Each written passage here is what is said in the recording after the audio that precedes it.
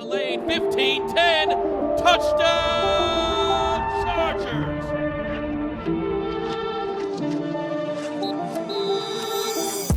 What's up, guys? Welcome into a brand new episode of Chargers Weekly. As always, joined by Matt Buddy Smith. We are 28 days away from the 2024 NFL Draft.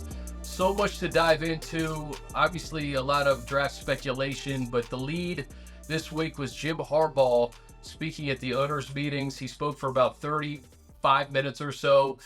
And, Buddy, I have a lot of thoughts. First of all, excuse the audio. My computer has crashed multiple times. I've put money through the ringer through the last 25 minutes, so I apologize. So if my audio is a little tinny this week, I apologize. But, Buddy, like I said, I have a lot of thoughts on Jim Harbaugh, and I know you do too. I'll give you the floor first. Yeah, I think first and foremost, it's a reminder of how many football lives, Coach Harbaugh has lived based on that 30-plus minutes that he delivered. I ended up watching a handful of the pressers from general managers and head coaches, and the one thing that you notice is just the number of different voices asking him questions, the number of different people gathered behind him, all the different lines of questioning, a lot, obviously the majority about the Chargers and moving forward, but also about the 49ers in 2011 in his first year. And how did you flip a team that went 6-10 to 13-3? And what were the keys to success there? And can you apply those to 2024 and a Chargers team that was 5-12? There were a ton of questions about success at Michigan and developing players and 3-star players that are now, or 2 stars or 5-star, whatever it was, that are now perhaps going to put together the most number of players selected from a single school in a single NFL draft. It's very likely that that's going to happen with Michigan this year. So to me, that was my number one takeaway, just as a big picture in the macro. What I noticed is here's someone who has had so much success at so many different places, and everybody is trying to tap into how do you do it? How did you do it there? How did you do it here? And how are you planning on doing it here? And it's a reminder of what the Chargers got, how lucky we are to have Coach Harbaugh back in the league, and especially for us, selfishly, lucky to have him as the head coach of the Bolts. So, Buddy, Jim said a lot. Let's start with the draft, because there's a potential that top 4 picks could be quarterbacks, including one of his, J.J. McCarthy. Pick a great player at 5. There's going to be a great player at 5. In some ways, there's talk of, 4 quarterbacks going in the first 4 picks. If that happens, then that pick really becomes like the number 1 pick in the draft. If 4 quarterbacks go in the first 4 picks, that's not like the 5th pick anymore. That's like the number 1 pick of the draft for teams that have a great quarterback already. So we'll see. I mean, then maybe the 4 quarterbacks don't go in a row, and it's unprecedented that's ever happened. But maybe there's still another quarterback there when the 5th pick comes around, and somebody wants to. Again, that would be like the number 1 pick. It wouldn't be like the calculator for the 5th pick anymore. So I think that there's a method to Jim's madness, while also believing he thinks that JJ is one of the top quarterbacks in this draft. But that directly benefits the Chargers, because you essentially, and a lot of other teams who already are set at quarterback, would really hold the number 1 overall pick in the draft at 5. Yeah, that's what he's saying. And I think there's 2 things to take away from that, Chris. Number 1 is something that we've talked about repeatedly here, and really most recently on the last pod based on Daniel Jeremiah's mock. And we said, hey, if the Jets are coming up from 10 and all they're offering is a 2025 2, that ain't going to get it done. And that's essentially what Jim said at the back, what Coach said at the back end of that clip we just played is we either have the number 1 non-quarterback in the draft at number 5, or we've got one of the top 4 quarterbacks that now it appears as though teams are trying to jockey to draft. So if you want number 5, he's subtly saying, we're open for business. We are interested in talking to you if you want to come up and get number 5. But then he also adds there, he used the word calculator. I think what people would be most familiar with is trade chart. But he said, hey, the calculator ain't what it used to be. He's saying you are not going to say this pick is worth $1,700 and our pick 10 is worth $1,250, and so we're going to give you a 2 next year. No. He's saying this is not your standard low rent department store. This is not the dollar store. You want to come shop for pick number 5, you're shopping on Rodeo Drive, and you're going to pay a premium. So be prepared to pay a premium if you want us to get out of here, because that's what it's going to cost you. You're either taking a quarterback or you're taking the number 1 non-quarterback in the draft. And I think just quickly to say the other side of things, Chris, is he's saying, hey, pretty good place for us to be with Justin Herbert, right? I get to select what is perhaps the best player in the draft, because everybody puts a premium on quarterbacks. Now at number 5, if 4 quarterbacks go, we get our choice. We get to take who we think is the best player in this draft, and that is how fortunate we are with this particular pick. And then if that is the case, Chris, I think that's where the conversation becomes very interesting in that room for that 15 minutes, if they decide they're not being offered enough to trade out and they do stick and pick. So if you're at number 5 overall and you're the Chargers, then that makes for an interesting conversation. As you said, we talk about all the teams that are going to potentially trade up for a quarterback. Listen, we've seen teams trade up for other positions as well. Wide receiver. I remember Marcus Davenport, didn't the Saints give up a lot to get him? So is somebody willing to trade the farm for Marvin Harrison Jr.?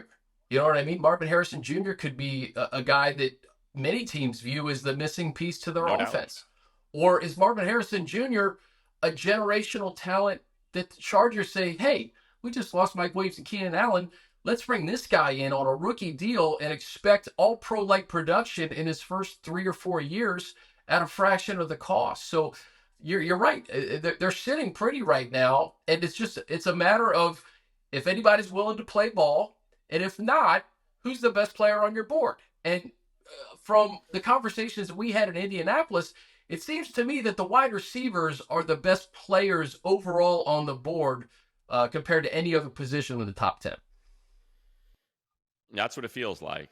And I think you hit a lot of things there, and particularly that someone would probably be willing to give up quite a handsome sum to come up and get Marvin Harrison Jr. if he's there. I know that there's, and Malik Nabers pro day, he lit it up, a 4.35 40, 42-inch vertical. I know all of those explosives are there because you could see it on tape. You knew that that's what he was going to do. But and some people are saying, look, there's teams that have Malik Nabers as the number 1 receiver. Chris Sims has him as his number 1 receiver.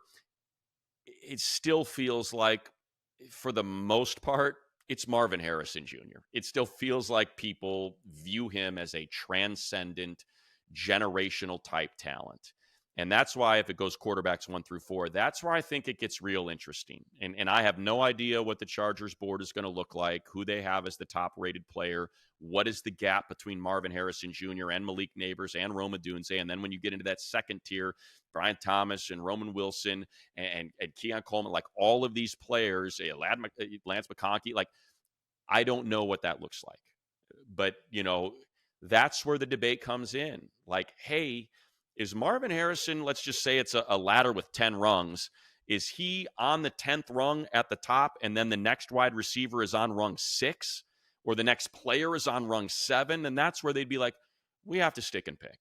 I know you want the O-lineman, and I know you want to build through the trenches, and maybe you really like this corner, and, you like Mitchell, you like Arnold, but if we just play this out, if we are to string this out to best possible outcome, we believe this is the next Larry Fitzgerald. That's who we think Marvin Harrison Jr. is. So if I told you I can get you the next Larry, what we have evaluated to be someone that is of that caliber, is of that professionalism, is that polished, has that well-rounded of a game right now. If I told you, best case, this guy is going to be Larry Fitz and you've got him for the next 15 years, are you really comfortable taking, best case scenario, the best right tackle in football?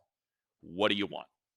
Like that's your, let's say Joe Alt becomes the best right tackle in football, or I give you Larry Fitzgerald for 15 years. And that's a tough conversation. And that's the type of conversation that we're talking about if they can't trade out of that spot that they're going to have. And it is not an easy one, I would assume. That's the thing. Joe Alt, I think he played exclusively at left tackle at Notre Dame, correct? So Yeah. we haven't Yeah. seen him at right tackle. Yeah. History lesson for Chargers fans, all right? September 1st, 1996. Do we know what happened on that day? Marvin Harrison Jr. caught his first touchdown pass from Jim Harbaugh. Yeah. As a member of the Indianapolis Colts. Jim Harbaugh has seen Marvin Harrison Jr. across the field for a few years at Ohio State. You think Jim Harbaugh knows a thing or two about Marvin Harrison Sr. and Marvin Harrison Jr.?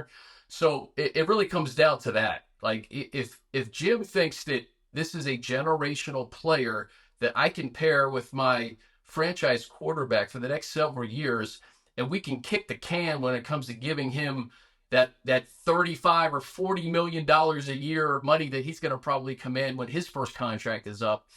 I think that's a pretty nice consolation prize at number 5 is you take Marvin Harrison Jr. And again, Malik Nabers is in that conversation. Roma Dunze, a lot of people like him just as much.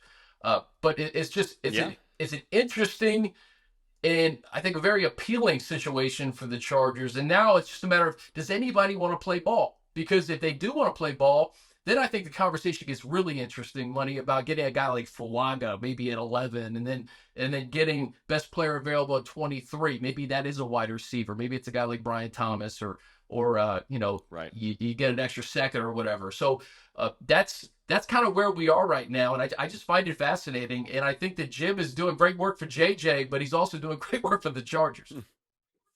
No doubt. I mean, look at the odds on JJ. You know, it's plus 2,500 to go number 2, and then word leaks out of the league meetings that Washington is incredibly sweet on him, and now he's at plus 400 to go number 2 overall. And I don't think there's any question if he ends up going 2, you're going to have teams falling over themselves to try to get up for Drake May or Jaden Daniels. So I do think if that's the case, that, you know, is a team willing to trade up for JJ? It does sound like he's got fans that are starting to buy what Jim Harbaugh has been trying to tell us. And that's, look, this guy's it, man. He just did not, he did what he was asked. He did not have to put on a show like some of these other quarterbacks because of the offense that he was in. But like, just to put a wrap on that particular, you know, piece of audio from Coach, I still think what my number one takeaway is, they really want to trade out.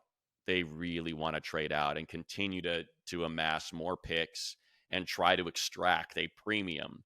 Because and I think and I said, I was kind of spitting out a bunch of names, you know, at the wide receiver position. There is still an Addy Mitchell. There is still Ladd McConkey. There is still Roman Wilson. There are guys that are going to be sitting there when they pick at 37 that are probably highly graded and might even be like back end of the first round level grades on some of these guys. And so I think that's something to kind of keep in mind in terms of how they want to play this thing. But that's sort of, just to put a button on it, that's sort of what I'm trying to, if I'm to read anything into it, it's not, hey, I'm excited to make a pick at 5 and have my selection of all the non-quarterbacks. No, it's more, come give us a premium, because that's a win as well. If the chart says that pick 5 is worth 1,700 and the combination of 11 and 23, let's just say that it's Minnesota that decides to trade up because, you know, Arizona sticks and takes Marvin Harrison Jr. and they offer you 11 and 23, you're basically getting a free third rounder. That's what the trade chart says. You should be giving away your first and your third to get 11 and 23. Instead, you say, no, we're not giving you the third. Just give us 11 and 23 if you want 5. And so I think you have to view that as a win. Like that's a win for this front office. They have managed to win the trade value, you know, battle between these two teams in this exchange, if that makes sense. No doubt it does. We'll stick with the wide receiver position because he had a great quote about Keenan. You make $23 million and you get to play in Chicago. Who's got it better? And it's true. Exactly. Who's got it better, man? Yeah. It's business. He said it's very transparent. This is what it is. And you know, we talked about this last week. It's very transparent in terms of what the cap number was and what needed to be done at that position in order to be cap compliant and then kind of rebuild your roster and be healthy throughout, you know, the next several years when it comes to your cap. So he praised Keenan out the door. He said, great deal for Mike, getting $15 million a year, but that leads to a different looking wide receiver room, and he talked about it. Really excited about Quentin, his opportunity, Josh Palmer, Darius, and then it's not even April yet. We've got the draft coming, and free agency too. Free agency lasts, before the draft, after the draft.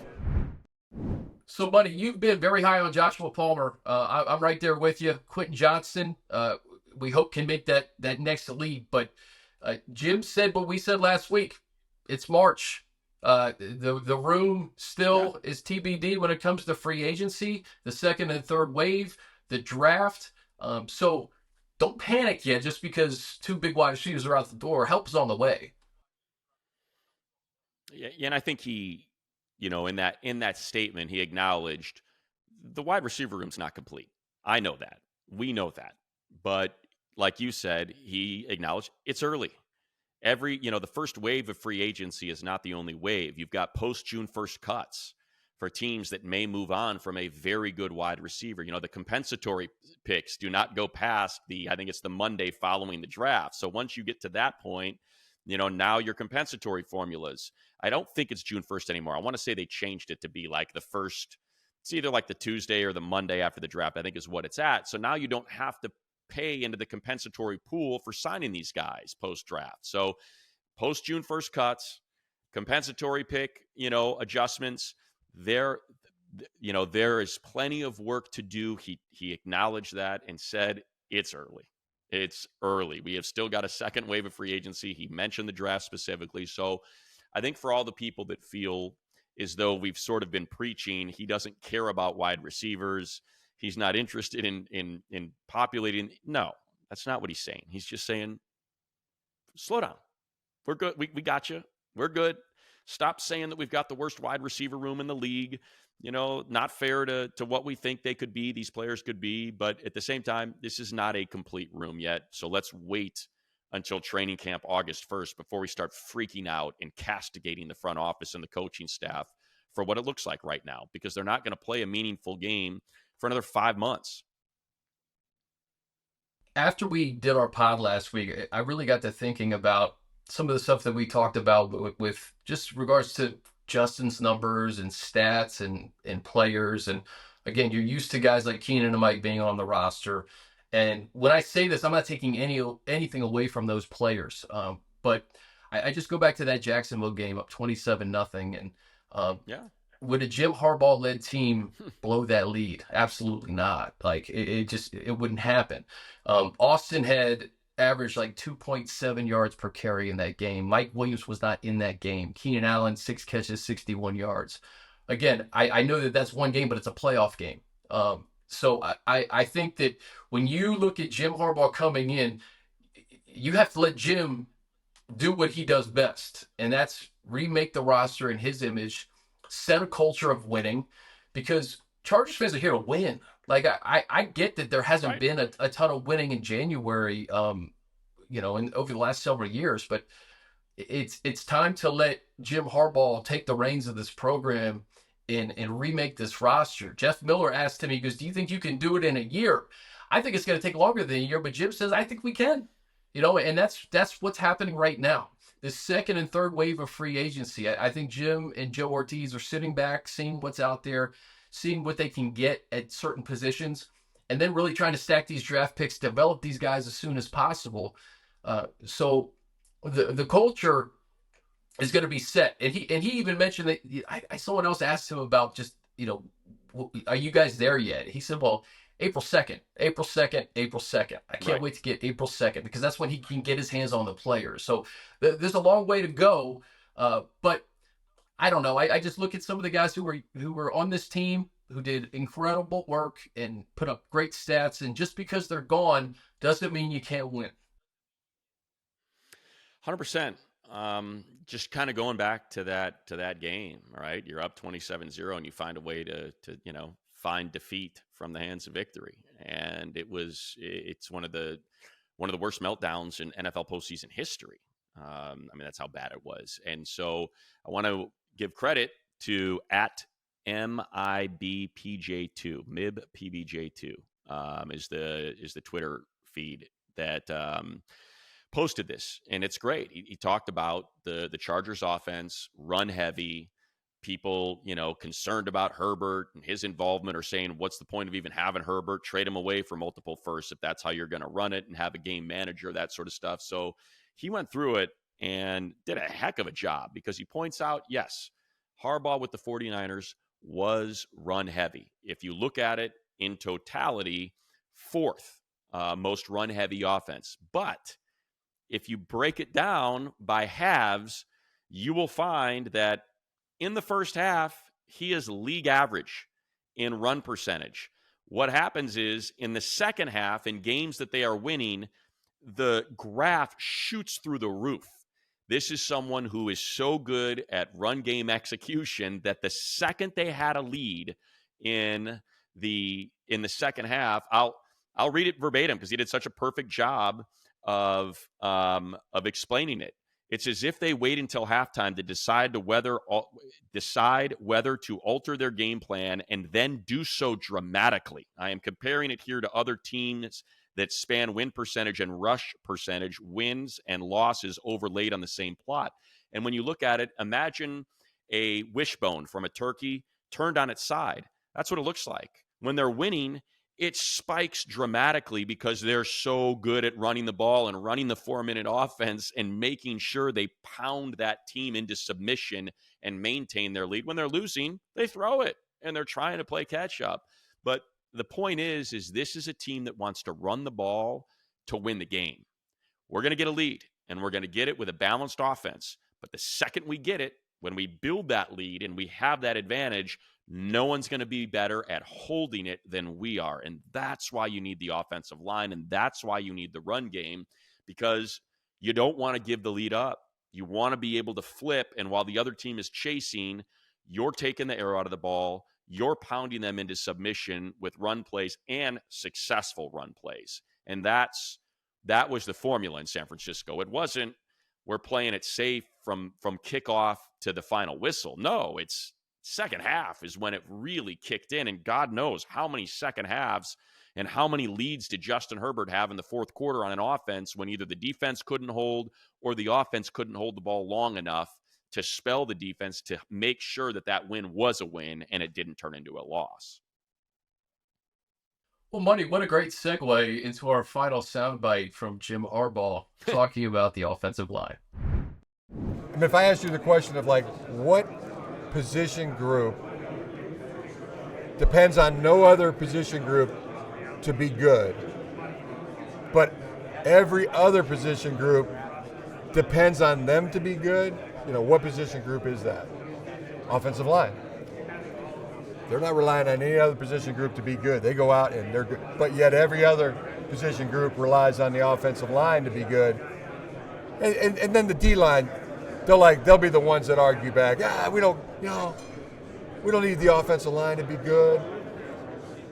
Do you? Do you like when the offense has a 12-play drive and the field position? Yeah. Oh yeah. Okay. You're right. It's like. So yeah, that building that kind of offensive line, that's exciting. So I know we've said it the last few weeks, straight from the horse's mouth there. You think that offensive line play is important for the LA Chargers? Yeah, right. And it's a great point. And the second I saw it, I immediately wanted to get it out there because it's not just understand, folks. I get it. I enjoy that you interact with me, but the idea that I am hell bent on drafting an offensive lineman at number 5 or with the first pick or something. That's not what we're discussing here. All we're doing is talking about what we think this regime wants to do and how they want to build the team and how they believe it's going to be successful. And there's a reason why that soundbite, here we are 3 days later from him saying it, and it's still making the rounds. People are still cutting it up. Coaches are cutting it up and sending it out. Big time media people in football are cutting it up and sending it out. Why? Because it's true.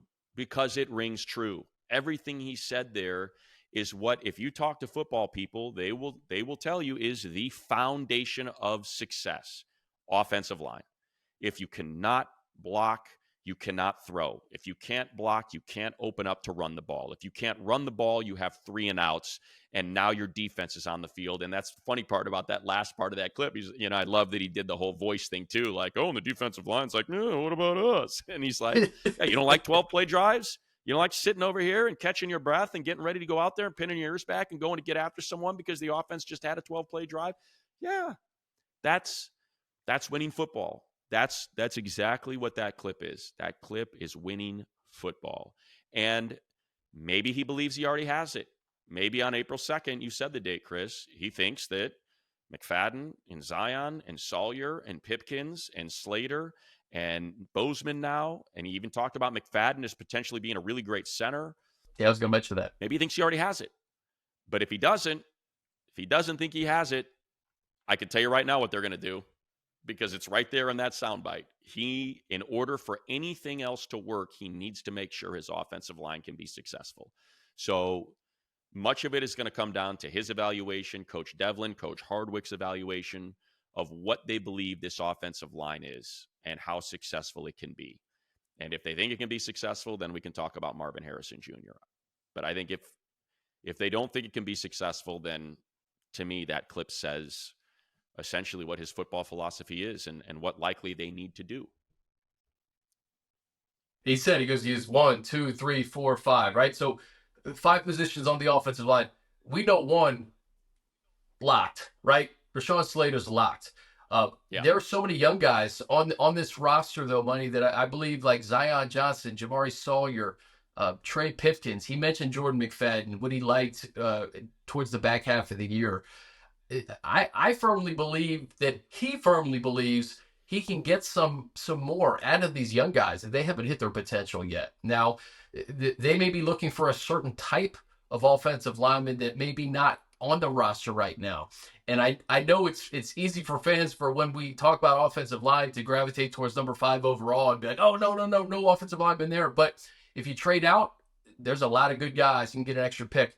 There's a lot of depth in the 2nd and 3rd rounds. Maybe finding your future center or another just nasty guard or right tackle to complement Rashawn. So it's funny because when you talk about offensive line, it seems like there's a little bit of pushback thinking that that's going to be the pick at 5, and there's really no consensus tackle at the top, even though it's really deep and there's a lot of potential options. But he said it, right? That's where it all starts, and that's how this. I think the trenches too in general. That's just going to be remade. He mentioned he goes, I'm a coach. I'm thrilled I have Joey Bosa, and I'm thrilled I have Khalil Mack. But those guys are on the back 9 here in LA, and it's time to restock both sides of the lines, offensive and defensive lines. And I think you're going to find that the draft is going to be the number one well to go to when you're addressing both of those. The one thing to remember too is it's not a 1-pick draft. It's right now, as it stands right now, it's a 9-pick draft. And I would assume they want to make 9, 10, or 11. We've said that before. So remember, when it comes to their evaluation, it's going to be, what is my gap? You rarely will find, and it happens, don't get me wrong, there are players out there that have been taken in the 3rd round or the 2nd round that turn into really, really good players. But I think ultimately it's okay if we pass on a tackle here, if we're now out of the Alt, Fashanu, Fuaga, Latham, Mims, Guyton business, those are the 6 that are expected to go in the 1st round, the tackles. Okay, what are we looking at in the 2nd and 3rd? What are our grades on this next tier of tackles compared to, all right, let's say we pass on Marvin Harrison Jr. and we miss out on Malik Nabers and Rome Odunze and Brian Thomas, kind of the ones that are projected to go in the 1st round. What is the gap in our grades between those guys and the names that I mentioned a little bit earlier, and Roman Wilson, and Keon Coleman, and Addie Mitchell, and Troy Franklin, and Xavier Legette? Like, to me, just look at, you can go year after year after year. And again, this is not my preference. Understand, I'm just pointing out how the draft works. Happened last year. Puka Nacua in the 5th, Rashee Rice in the 2nd, Tank Dell before he got hurt in the second compared to Smith and Jigba, Quentin Johnston. Zay was probably the best of those. Jordan Addison, those were the two that were the best of the first rounders, but were they better than Rashee Rice? Were they better than Puka Nacua? And when you go year before, A.J. Brown, DK Metcalf, just go. There are a million of these guys. Cooper Kupp in the third that get taken, and that How about Keenan Allen? Is the case. Keenan Allen in the third because of injury. That's the thing is, there are so many of those stories at wide receiver. There are very, very, very few at tackle. So that's and again, I bring it up because that's the debate they're going to be having in the room. That's what they're going to be talking about in that room when they're on the clock. And there's a quarterback there maybe in a team, or there's a team that wants Marvin Harrison Jr. and will trade up and give you a haul. And you feel like, all right, well, we can trade back to X spot and still get this tackle that we've got this grade on, and it's almost the same grade as the wide receiver. So that's, again, remember, it's not just a one-pick draft. It's not just number 5. It's what's the value of what we think we're going to get at 37, and what's the value of our third rounder and our fourth rounder and our 2 fourth rounders now. So that's something important I think that you got to keep an eye on. It's a great point. It's not a one-pick draft. It's not a one-year draft either. You're not just drafting for 2024. And that's the thing I think the Ravens have been masterful at is developing players, getting players maybe a year ahead of time, and knowing that, okay, so for instance, let's just say the Vikings trade with the Chargers and you get some picks. You have 11 and 23 now. At 11, Dallas Turner may look pretty appealing because Khalil Mack and Joey Bosa may not be here next year. So you pair him with Thule for the 100%. Next 5 years, right? There's certain positions where you're, there's certain positions, right, where you're set right now, but you're not going to be set in 2025 or 2026. And you want to have the best plays you could possibly have on your roster. A corner, you mentioned Mitchell. That's another position that I think we should discuss, Funny, because right now that corner room is incomplete as well. I think you could kind of put that on par with the wide receiver room as a work in progress. Yeah. And do you attack that in the draft? You can't attack everything in the draft. I realize that. But that is also a position that I think is very important to a Jesse Minter defense that they're going to have to address in the second and third wave of free agency, and then potentially in the draft early. No doubt. And I think there's, corner is a premium, corner, D-end, tackle, they're premium positions. They go high. Wide receiver, they go high. So what I would imagine is if they feel like they can end up getting 2 premium positions in the first round, like you said, if for some reason Minnesota, that's the one we have circled. I would be floored if Arizona didn't take that deal. If they don't get out of 4 to go back to 11 and get 23 in the process. If somehow it works out that the Chargers are able to do that, they'll do it it would take less than a second for them to say yes to that deal. And again, that's what you're talking about, Chris. It's not just the offensive side. You got to play defense too. How did Buffalo and how did Baltimore stay in that game, those playoff games with the Chiefs, with good defense? They played them well. They played them tight. They made life hard on Patrick Mahomes defensively. You got to have corners to slow these wide receivers down. It's a wide receiver league. You better get someone that can slow them down. Think about how putrid the Jets offense was. And yet that defense kept them in all these games, because they've got a lockdown, Sauce is a lockdown corner.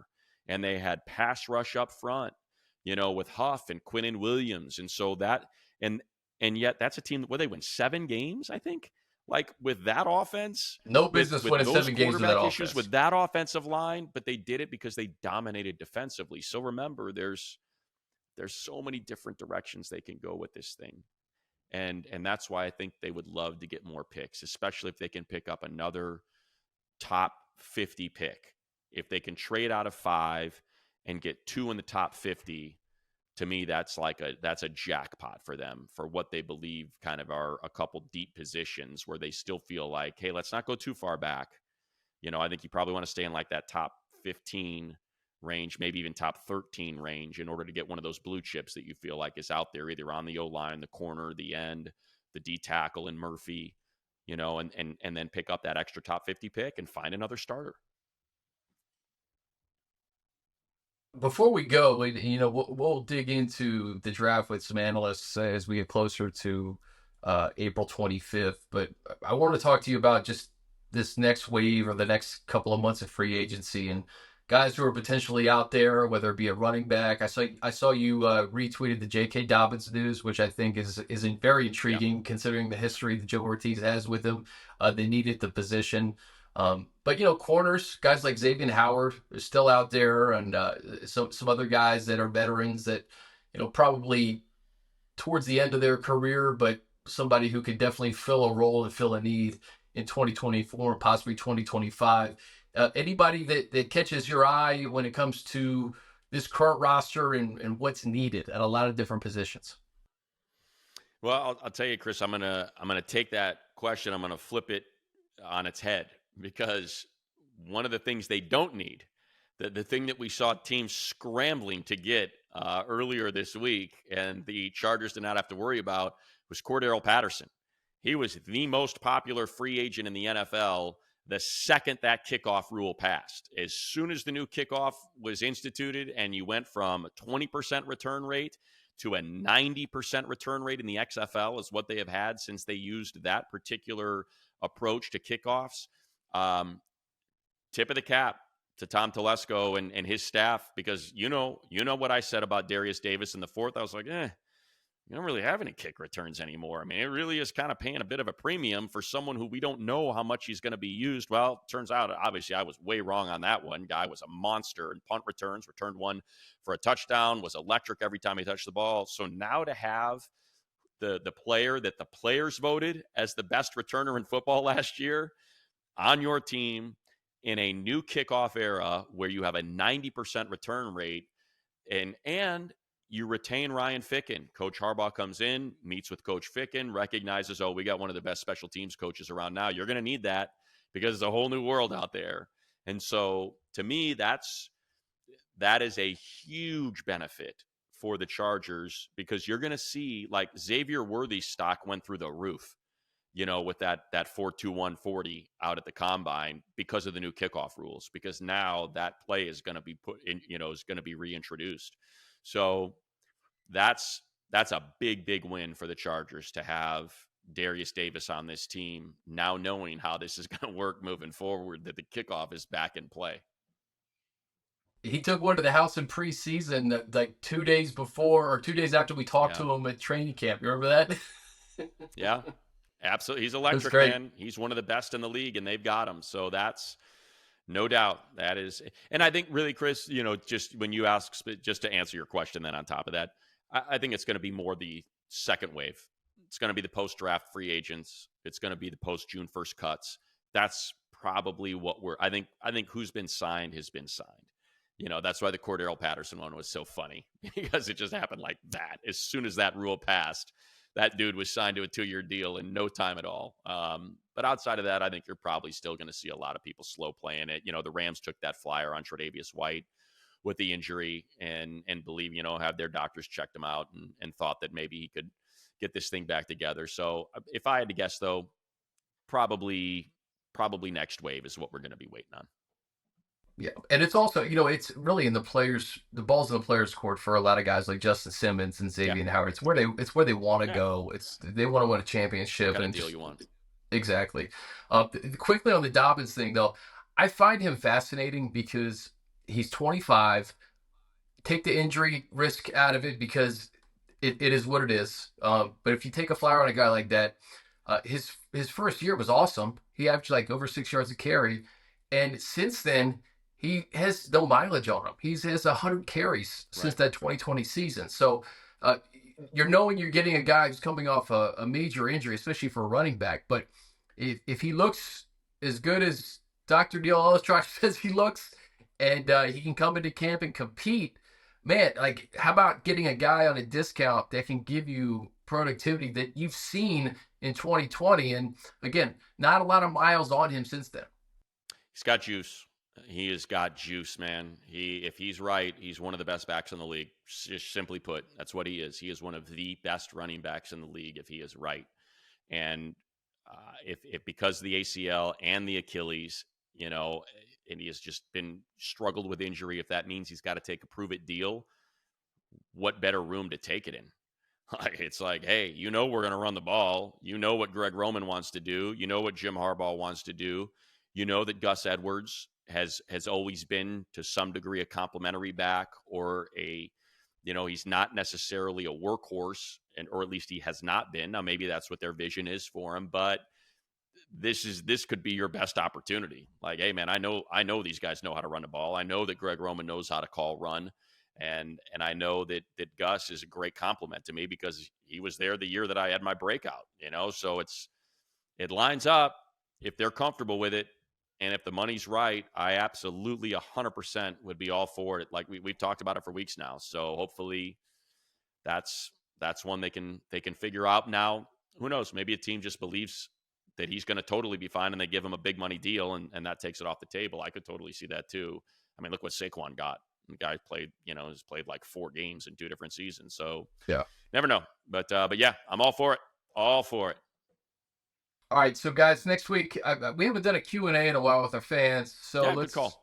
Let's do that next week. Hit up me your money on the old X or Instagram or wherever you're hanging out on social media, and we'll do that. We'll answer some questions next week, and a lot to discuss as we get closer to the draft. But Jim gave us a lot of great material this week, and I think just further insight into what this Chargers team is all about entering this season and beyond. So anything else today, Bunny? That's it, man. All good. Appreciate all yous. Appreciate all the comments on the YouTube and the Twitter and all that. Keep it coming. And like you said, next week we'll get to a bunch of them. No doubt. Apologies for the audio, especially to Matt Money Smith. You have no idea what he's been through for the last for the first 20 minutes, and we'll get this set up all good for next Thursday. For Matt Money Smith, I'm Chris Hayre. This has been Chargers Weekly.